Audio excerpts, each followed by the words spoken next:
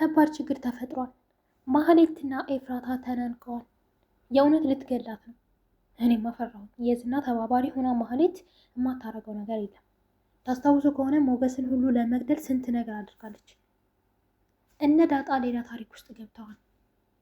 ሉላ እንግዲህ ቤቷ ቀጥረዋለች።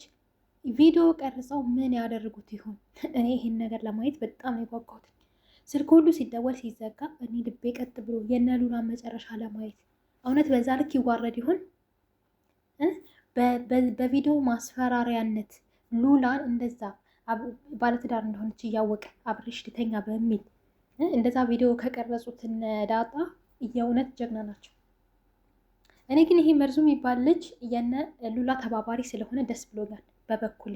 ምክንያቱም ሉላ ምስኪን ነች። ሉላ ሞገስ እንጂ የሚገባት ዝና አይደለም። ዝና ደግሞ ታውቃላችሁ ያቺ ቆንጆየዋ ሚስቴ ሉላን ካላስመለስኩ አጠፋቸዋለሁ እያለ ነው። ብሩክና ቅድስት ሲጎራረሱ ምናምን ወይኔ በጣም ነው እኔ እየጓጓሁትኝ የእውነት እነሱ በቃ ይጋቡልን። በመሀል ማህሌት መታ ነገሮችን እንዳታበለሻሽ በጣም እየፈራውኝ ነው። እስኪ እናንተንም ሀሳብ አስተያየት ኮምቱልኝ፣ አበረታቱኝ። ከጎን ሁሉ ላይክ፣ ሼር፣ ሰብስክራይብ እያደረጋችሁ ስለምሰጡኝ ሀሳብም አመሰግናለሁ። እና ማህሌት በመሀል መታ ነገሮችን እንዳታበላሽ በጣም ፈርቻለሁ።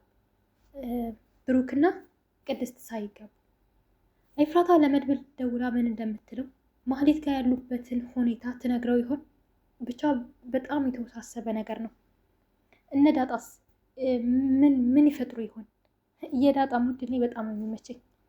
ለወንድሟ ለጓደኞቿ ያላት ጥብቅና የእውነት በጣም ነው የሚያሳሰው። በዚህም መሀል ደግሞ ሉላም በጣም ታሳዝናለች። ብዙ ነገር አታለች። እንግዲህ ከዝና በመራቅ እኔ የምለው ግን ብሩክ ሀሳቡን እንዳይቀይር በፍጥነት መጋባት አለባቸው።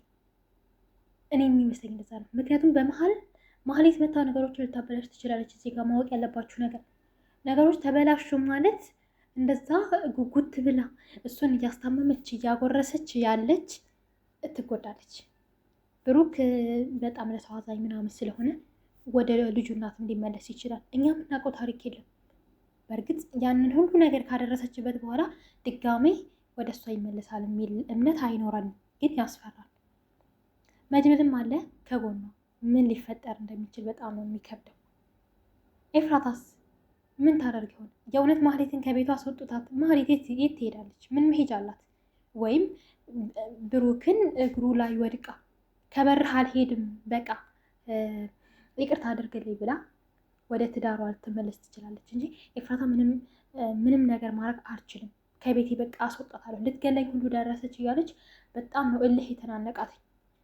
የእውነት ግን ታላቅና ታናሽ ይመስላሉ ሁለቱ? በጭራሽ አይመስሉም። በጭራሽ እንዴ! ትልቅ እህት እኮ እናት ማለት ነች። እንዴት ነው ሄዳ እህቷን የምታውቀው? ለዛውም ታናሽ እህቷን ብዙ ነገር ያረገችላት እህቷን። አስቡት፣ ታላቅ እህት እንዴት ነው ታናሹን ሊያንቅ የሚችለው? እኔ በጣም ነው የገረመኝ። በጣም እስኪ እናንተም የተሰማችሁን እስኪ ኮምቱልኝ። እንደኔ ነው እህትማማቾች መሆናቸው ግራ ያጋባው? በዚህ ልክ እንዴት ይጨካከላሉ? እኔ በጣም ነው የእነሱ ነገር ግራ ያጋባኝ። ማህሌት በእርግጥ ጨካኝ ነች። ለምን የምትውለው ከዝና ጋር ስለሆነ። እንደኔ መጨረሻቸው ማየት የናፈቀ እስኪ ኮምቱልኝ። የዝና የማህሌት እንዲሁም ደግሞ የነ ብሩክን ሰርግ ማየት የጓጓ። በዛ ላይ ደግሞ የሉላ በጣም አጓጊ ነገር ነው። ምን ይፈጠር ይሆን? እስኪ አብረን የምናይ ነው የሚሆነው።